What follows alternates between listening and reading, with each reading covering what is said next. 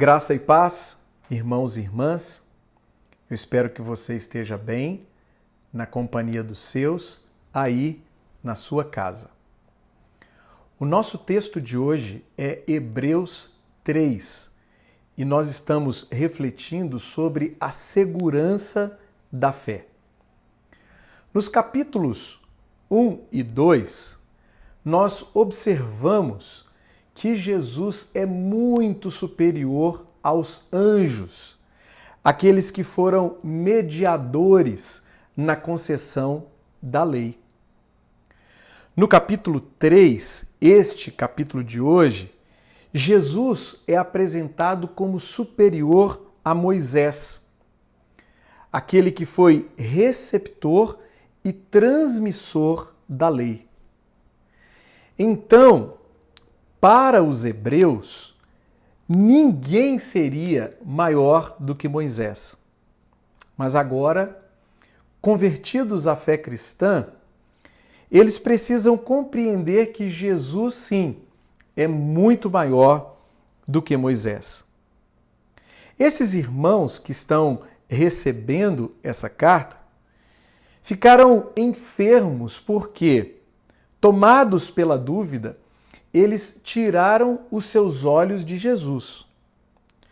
As dúvidas fazem parte da caminhada. Porém, quem caminha deve olhar fixamente para Jesus.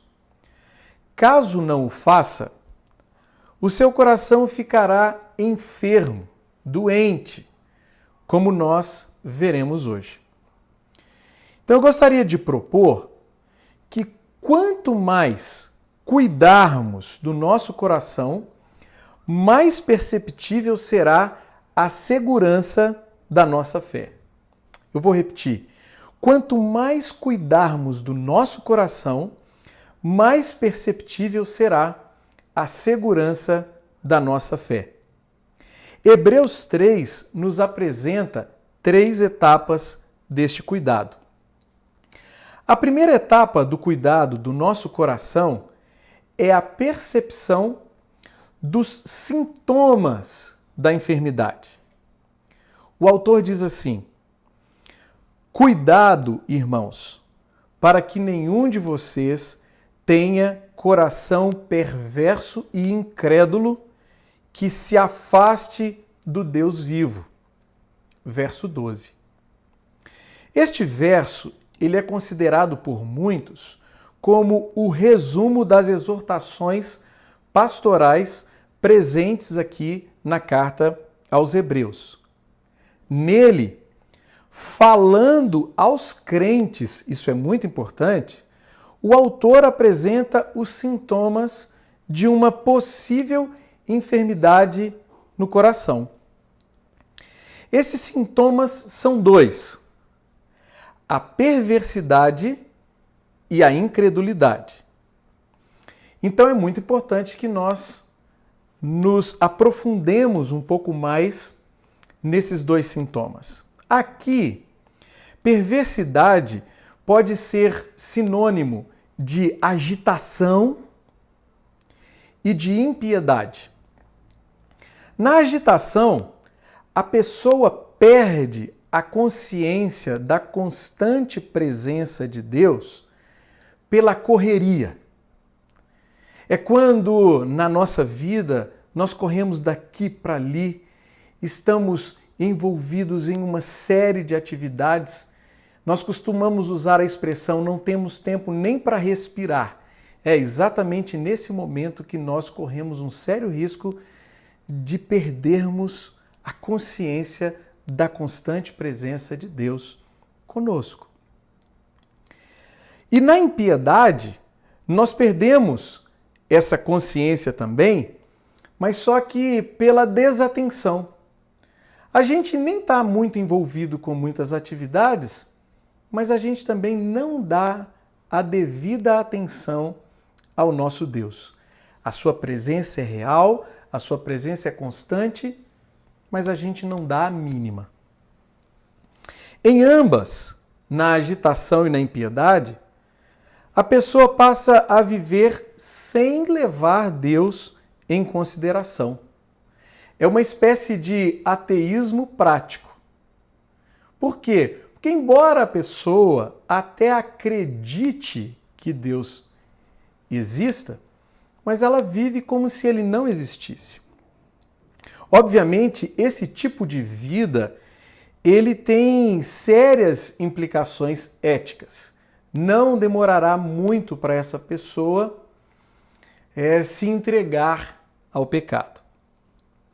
Já incredulidade aqui é sinônimo de ausência de confiança e de fidelidade.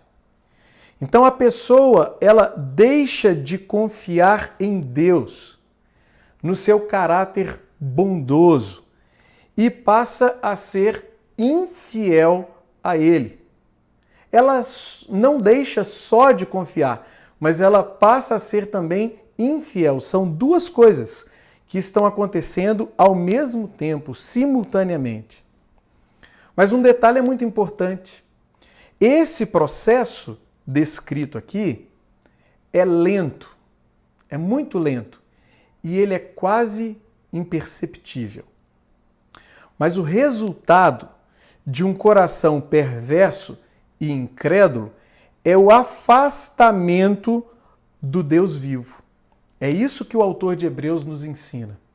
Então, lentamente, de maneira quase imperceptível, essas pessoas vão se afastando de Deus e, quando menos se dão conta, já estão completamente longe dele.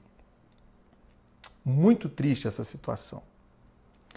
Então, por correria ou por desatenção, nós podemos passar a viver sem levar Deus em consideração.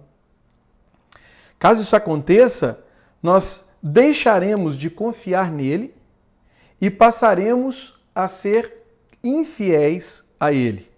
Por fim, nos afastaremos definitivamente dele. E aqui eu queria propor uma pergunta.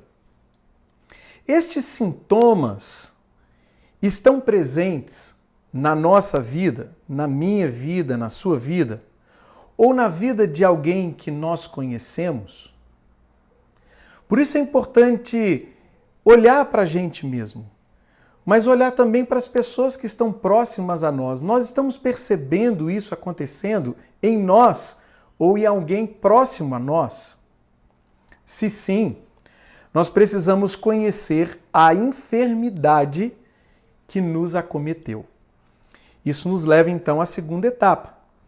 A segunda etapa do cuidado do nosso coração é o fechamento do diagnóstico da enfermidade. O coração perverso e incrédulo, que se afasta do Deus vivo, ele se torna duro. Esta é a enfermidade. A enfermidade é um coração duro. Um coração duro, pedrado, é um coração que não mais se arrepende e crê. E por que isso é importante? Porque arrependimento e fé são tanto a condição inicial para a vida cristã, quanto a dinâmica permanente dessa vida. Da mesma maneira como nós fomos salvos quando nos arrependemos e cremos uma vez só, nós somos santificados dia após dia à medida que nos arrependemos e cremos. Nos arrependemos e cremos. Nos arrependemos e cremos. Logo, a dureza de coração é essa incapacidade de se arrepender e de crer. Essa incapacidade é causada pelo engano do pecado. Observe o que está escrito no verso 13, na parte B. De modo que nenhum de vocês seja endurecido pelo engano do pecado.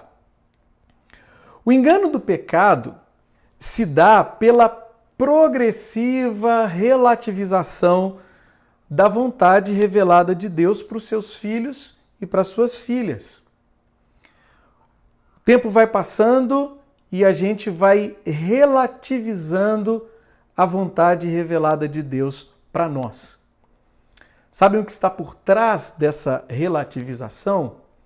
A rebelião. É isso que ele fala lá no verso 16. Depois você pode conferir. A pessoa, nesse processo aqui, passa a não considerar pecado o que Deus considera. E passa a determinar o que é ou não pecado como se fosse Deus. É isso mesmo. Primeiro, ela não considera mais pecado o que Deus chama claramente de pecado. Depois, ela se vê no direito de determinar o que é ou não pecado. Ela deseja inconscientemente se colocar no lugar de Deus. Eu não sei você, mas quando eu escuto tudo isso, só me vem uma cena à mente. A cena descrita lá no capítulo 3 de Gênesis. Foi exatamente isso que Adão e Eva fizeram. A atitude de rebelião deles em relação a Deus é marcada exatamente por isso. Mas aqui tem algo muito importante. Em todo esse processo, há a ação do diabo. O diabo é o maior interessado e ele vai agir de maneira bem focada para nos afastar de Deus.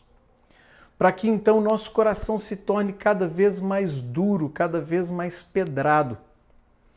Normalmente a gente não leva isso em consideração, mas eu quero te dizer que por trás de todo esse processo tem uma ação maligna, intencional. O diabo deseja nos afastar de Deus. Todavia, como o autor está escrevendo a pessoas que creram um dia, ele declara 2 vezes. Observe. Hoje, se vocês ouvirem a sua voz, não endureçam o coração. Versos 7b e 8a. Se hoje vocês ouvirem a sua voz, não endureçam o coração. Verso 15.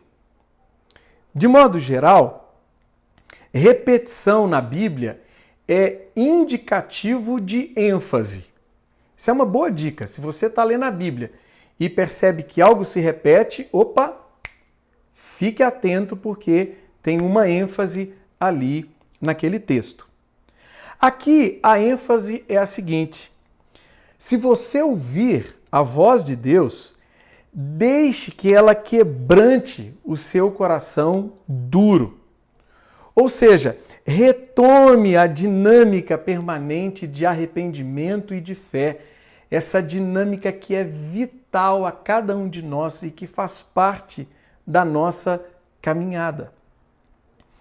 Bom, então nós constatamos a enfermidade. Ela se chama dureza de coração.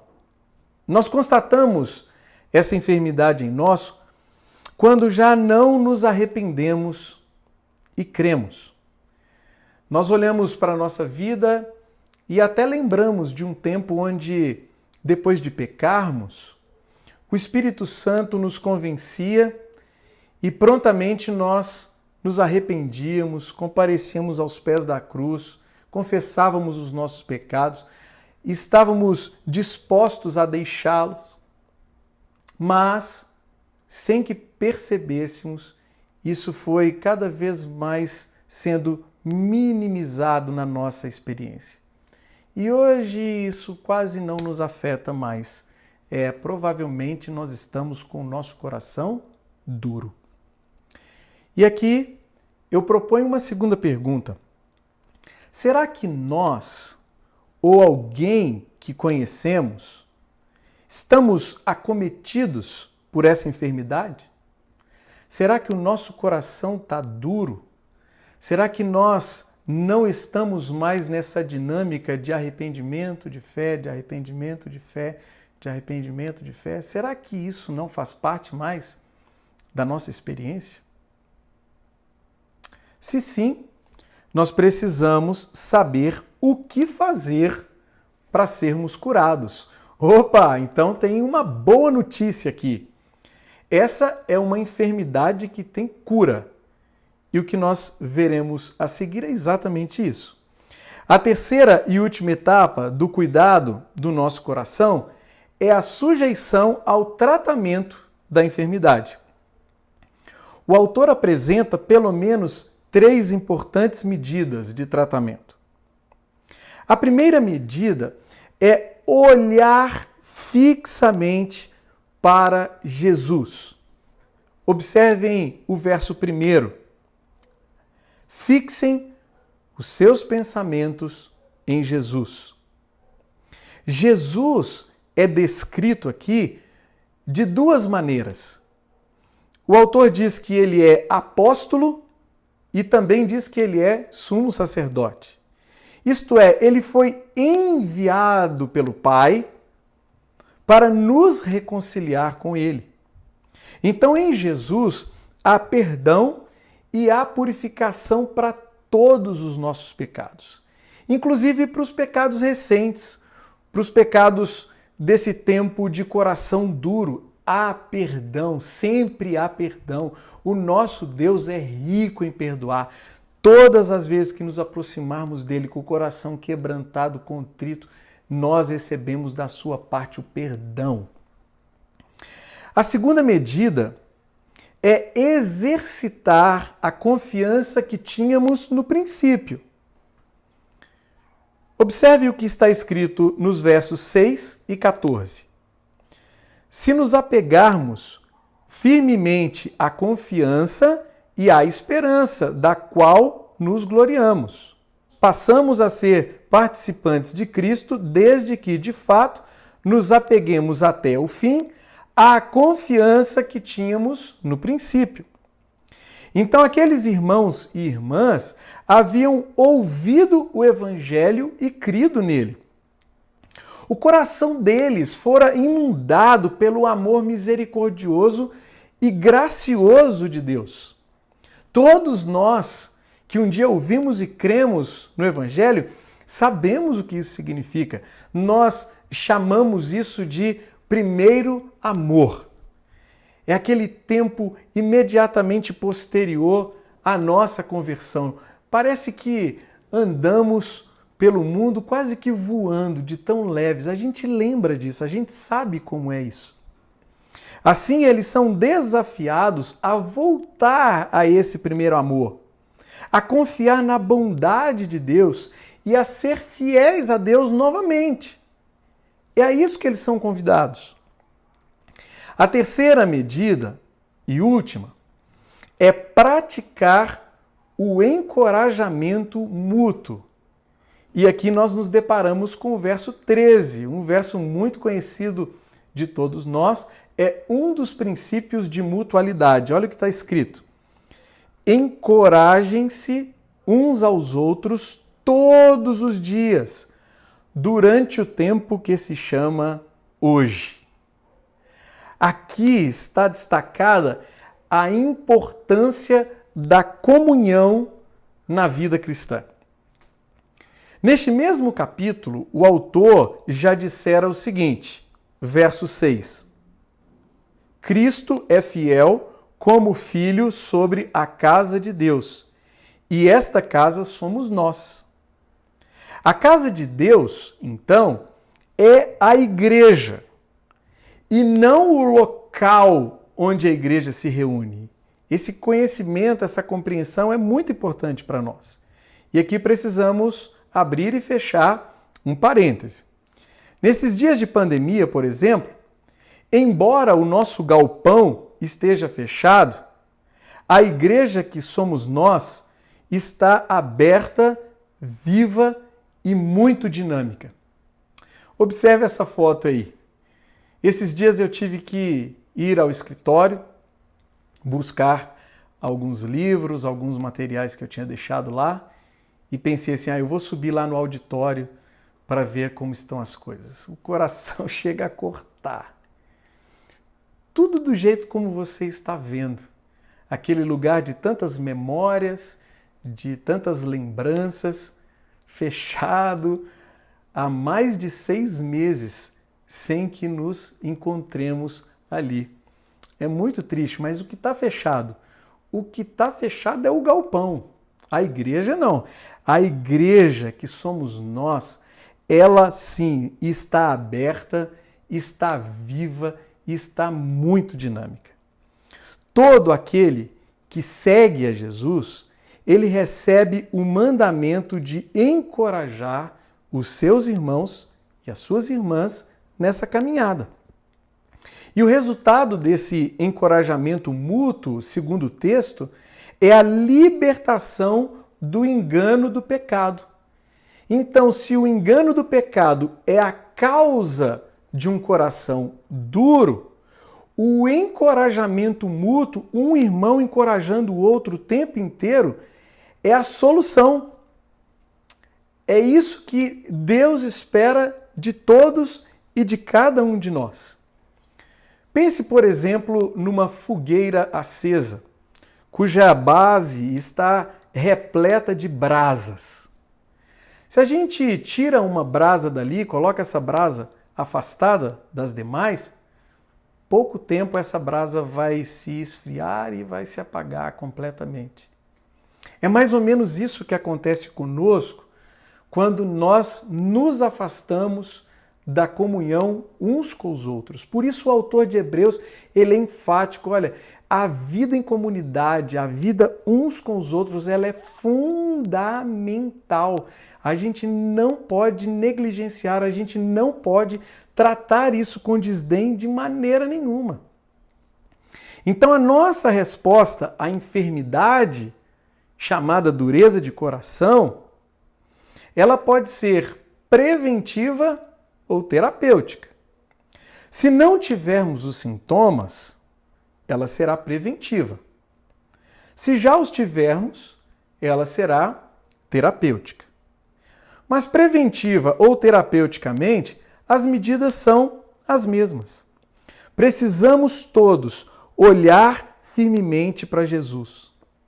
Exercitar a confiança que tínhamos lá no princípio, naquele momento do primeiro amor. E precisamos constantemente nos encorajar uns aos outros, constantemente, durante o tempo que se chama hoje. Como a comunhão, então, é muito importante a vida cristã, o distanciamento físico desses dias de pandemia pode nos colocar sob grande risco. É isso mesmo.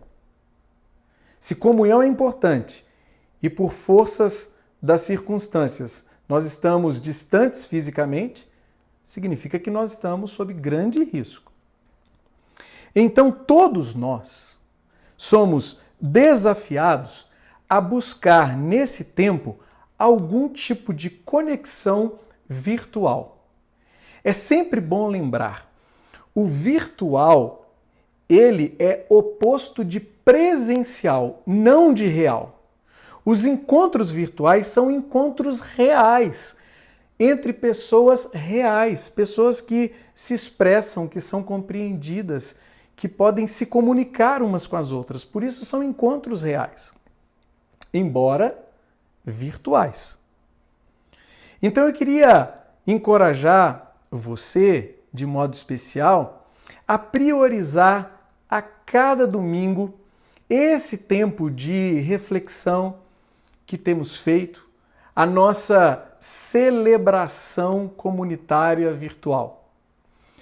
Da mesma maneira como você sai da sua casa e vai para o galpão num domingo quando tudo está funcionando, é fundamental você separar esse tempo, reunir a sua família na frente da tela, eu não sei qual é a tela que você usa, mas reunir a sua família com essa atitude reverente diante de Deus, na presença uns dos outros e participar ativamente, não passivamente. Todo domingo nós somos convidados a prestar um culto a Deus, isso é muito ativo. A gente não pode achar que a gente está diante daquela tela da mesma maneira como nós nos colocamos diante de outras telas. Não, nós estamos prestando um culto ao nosso Deus. Então é fundamental a atitude correta, atitude de reverência, atitude ativa na presença do nosso Deus e na comunhão dos nossos irmãos. Eu quero encorajar você também a participar do seu pequeno grupo. Aqui na Redê, todos nós somos encorajados a fazer parte de um pequeno grupo. Então, se você faz parte de um pequeno grupo, entre nas reuniões virtuais do seu pequeno grupo.